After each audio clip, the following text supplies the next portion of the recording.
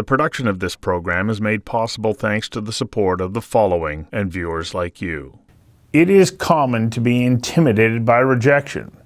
The thought of failing or getting turned down for an opportunity that we've always wanted can influence the way we make genuine decisions toward our goals. Moreover, the overall experience of getting rejected can negatively affect our self-esteem. Dr. Eli Joseph says, you can get over this fear of rejection. In fact, you can become immune to it. Based on his own experience of thousands upon thousands of rejections, he says, I emerged from the ordeal of rejection stronger than I was before. In a sense, he was following Mithridates' example of dosing poison to become immune to poison. Dr. Joseph points out, the total of human accomplishment is rooted in the fact that everything that has been developed and learned was through trial and error. And he says, failure and rejection are on a continuum. Either can stop you in your tracks, or they can motivate you to go further, try harder, become stronger, and immunize yourself against undermining your self-esteem.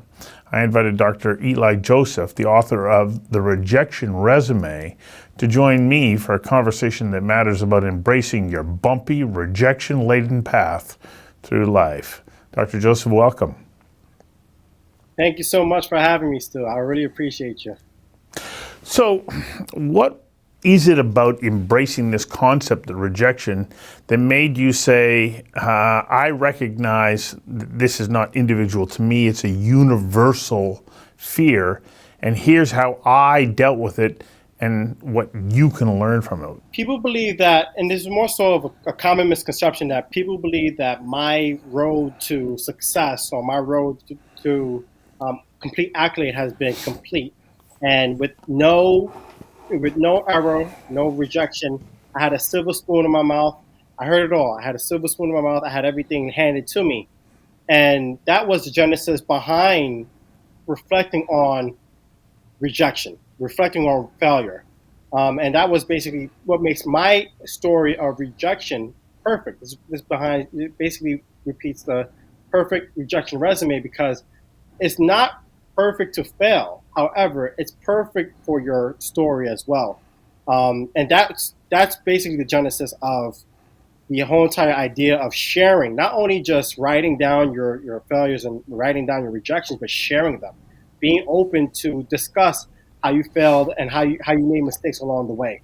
It's interesting that you say that, because as you're speaking, I'm thinking, you're right. When you start to tell somebody about, oh, you wouldn't believe what happened next, and then even if you start laughing about it, and then you go, oh, no, but it gets worse. There's something about the sharing of that I think helps you appreciate some of the trials and tribulations that you got through to the accomplishments that you're enjoying now. Yeah, I totally agree. And it's not a sad story to share, right? People oftentimes believe, it's a doom and gloom. Oh my gosh, I'm having a horrible day, or I'm having a horrible life, and let me share it. I had to go through so much to get to that point. But look at us now. We're thriving, we're succeeding, and we're taking those bumpy roads along the way. And not only that, we're being vaccinated. I think that's one of the key words that we use time and time again. We're being vaccinated with our own dose of failure. So that way we can be completely immune to it and be open to share it and succeed from that point. Where did you develop the strength to be able to find that kind of perspective on life? Because it's not something that happens naturally. I think the natural response is to feel as though you've been diminished because you've been rejected. Well, not only through the thousands of rejections that I've received or that I've accomplished, or when I did accomplish those rejections. But I will say this, when I hear feedback from others that assuming that I have succeeded without little to no error, or without little to no, turbulence along the road, it motivates me to share my side of the story of saying, you know what, I've been through so much. And perhaps I can motivate you to share your story of rejection or failure. So that way, we can have this discussion of, man, it was not easy to get to our point, but if we can discuss this idea of failing, or this idea of rejecting or being rejected in the past, we'll realize that being rejected or failing is not so bad after all, right? And I think that developed over time because, at first, who wants to share their failures? Who would want to share the fact that they've been rejected so many times at an organization?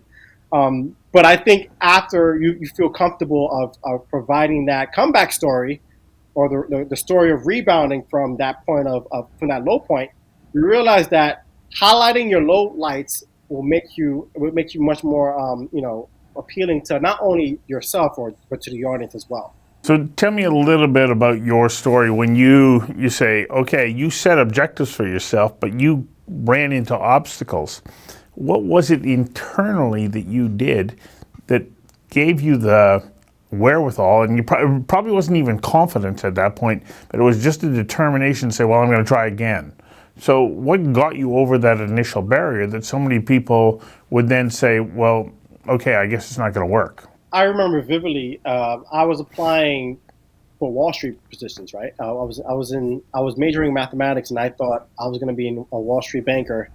And I remember vividly going into an interview at J.P. Morgan Chase, and I was basically excited. I was so excited to even have this opportunity here, and I was making mistakes along the way. I was making so many mistakes, long-winded answers, not being direct with my group points, and the elevator pitch was too long, long-winded. So I was making mistakes along the way, and I didn't realize it up until the point where after the interview, I reflected. I said, "Man, I don't think I would get this job." And I'm so and at this point, I don't feel confident even sharing.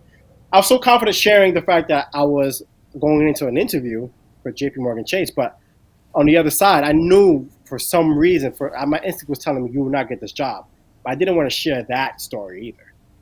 I was so comfortable sharing that story of success, of getting interviewed by a great company like J.P. Morgan, but I was not so comfortable with sharing the outcome of that conversation that I had, and that was that first moment of being adamant or being reluctant to share that story. And I said, I'll never have this experience again. If I'm able to share the highlight, or being accepted at one part of the organization, or having a positive experience, I should be as motivated or as eager to share that negative side. I got to get you to take a break for a second while we take a quick commercial break. We'll be right back. The production of this program is made possible thanks to the support of the following and viewers like you. How did they wind up telling you that you didn't get the job? To be honest, I never got an email. That's how you found out. And so do you remember what your response was? My response was being timid, being shy. I was shy, I was timid. I didn't feel comfortable even sharing the outcome of, or my experience of going into a position like that, because I didn't have that strength to even say, you know what, I didn't get the job, I didn't get the opportunity, but at the same time I didn't feel comfortable. I felt so shy, and I said to myself, this will never happen again, because one day these organizations will hear from me again. So did you, maybe the way that I would go, dagger to the heart, lie on the ground and say, woe is me? Or did you, and then maybe pick myself up and try timidly again? Did you have some kind of inner resolve that allowed you to say, okay, what do I need to do next? Yes, I had that. And one of the principles that I share in the book was, it may not be your fault, but you have to take the blame for your actions. So it may not have been my fault that I didn't get the role at J.P. Morgan, but I had to take the blame, right? Even if I got the dagger, even if I got punched in my face with that dose of rejection or that dose of failure, I have to come back up and start swinging as well, because that's basically I always believe in progression being the more successive factor than perfection. Right? Nothing's going to be perfect, but as long as you're progressing, you'll be able to you'll be successful as well. So I'm not going to sit down and pout and be ashamed of the fact that I failed. I'm going to fight back. I'm going to push back and push forward and fight back.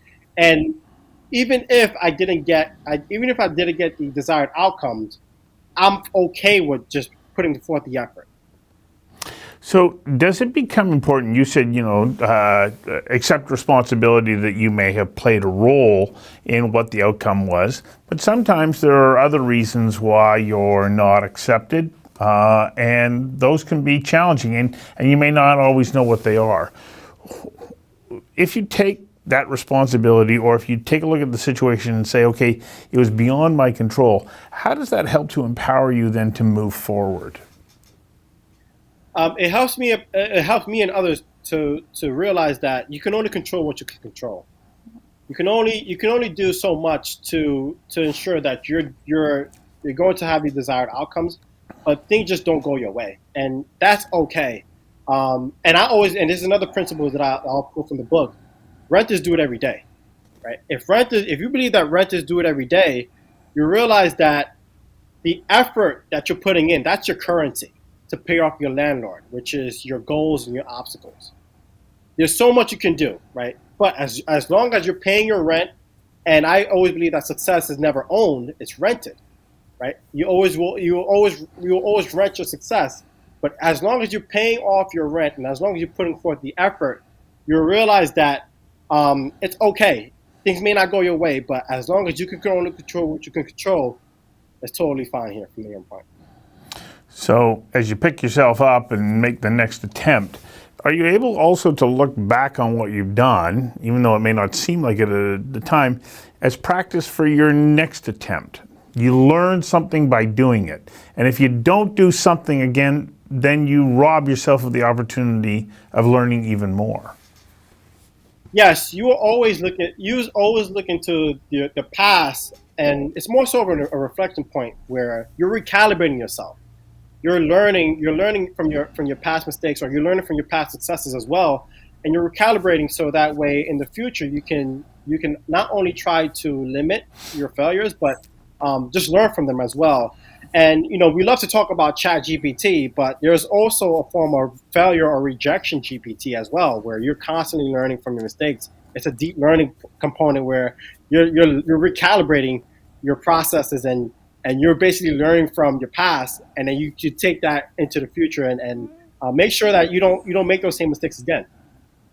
So in essence, you're saying, okay, if it didn't work out okay, if you got rejected, maybe say to yourself, well, you never know when you're having good luck because I just learned something. Exactly. And everything is going well. Everything is going well. You don't look at your failures. It's when things start going wrong, right? We never focus on your past, or we never focus on the negativity because you don't want to be a buzzkill when you're succeeding and you're having a good time. But it's also important to realize that not every day is going to be a sunny day. This is our second break. We'll be back in a moment. The production of this program is made possible thanks to the support of the following and viewers like you. Do you have any kind of tips and tricks for somebody who goes, okay, but I've been rejected so many times that it's a little hard for me to feel motivated today? What are a couple of things that somebody can do to help them maybe make that next phone call, or send the next email, or go and pay a visit to someone when they don't want to? It's so easy for me to say, just share it, right? But then again, most people are not really interested in sharing those form of rejection here. But I'll say this: it will be much more effective to count your small losses. So if you woke up late, if you had a backache, you can consider that a loss. If you had a bad day, if you don't feel too well, that's a bad loss.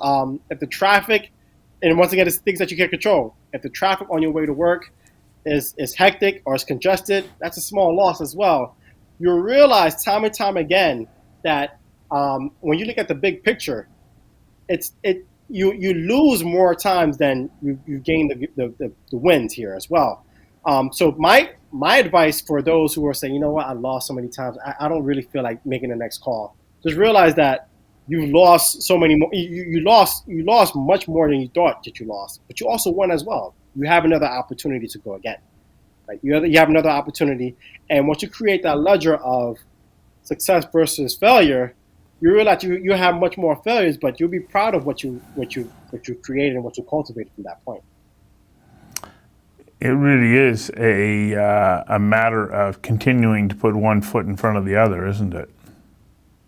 Exactly, and we talk about the domino effect. Once you put that domino effect in, you realize that you have a bigger picture than looking at each and every point of the domino. And direction is much more important than speed.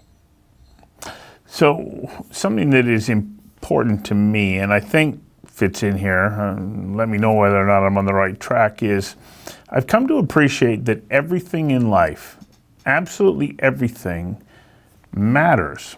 Because once you do it, you ignite a course of action, which creates reactions. And so even though you say, I've done this 47 times and each time it hasn't worked, maybe on the 48th time it ignites something else. Is it always being aware of the fact that by making an effort, by putting yourself into a particular place, you have no idea what responses might come from that? Yes, it's also being optimistic about your outcomes as well. Even if I applied to a set firm 400 times and I've gotten rejected each and every one of those times, perhaps the 401st time may be my lucky guess. And I think there's this popular quote, right, where you miss 100% of the shots that you don't take. You That was never Wayne. know. That was Wayne Gretzky. Yep. Yeah, Wayne Gretzky. Yeah. You miss 100% of the shots that you don't take. If you failed, 48 times or however times that you failed, it's okay. Just shoot again. You never know. It's okay. It's all right. So you talked about being an optimist. One of the things about being an optimist, I think, is sometimes people go, oh, you're one of those starry-eyed, everything is going to work out kind of people. I don't know that I accept that definition of optimism. I think that an optimist is somebody who believes in potentially better outcomes, but is also fully aware of the pitfalls along the way. And if you look at optimism from that perspective, then you're able to say, yep, the 401st time may not have the result, but I still remain committed to the fact that there is a solution here. I agree. I think that form of optimism is derived from positive attitude, right? You don't want to have this bummy attitude where it's like, and I've been rejected so many times, I just don't feel too. No, it's okay. It's okay. Just have that positive the attitude, and you never know. You never really know.